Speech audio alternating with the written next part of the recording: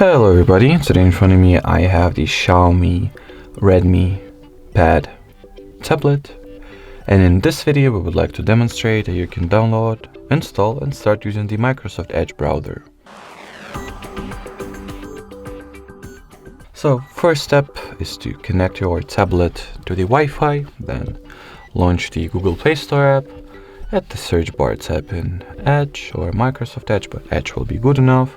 Once the needed app is found, click on this green install button and wait for the, application to get downloaded and installed respectively.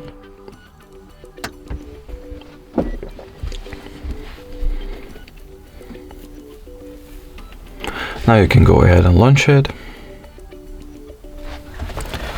In here, if you want to, you can sign into the account and synchronize if you have something to synchronize from. I'll just choose the sign in later option. Then you can either check or uncheck this little preference that will improve Microsoft products by sending optional diagnostic data, which you can also either go for or deny.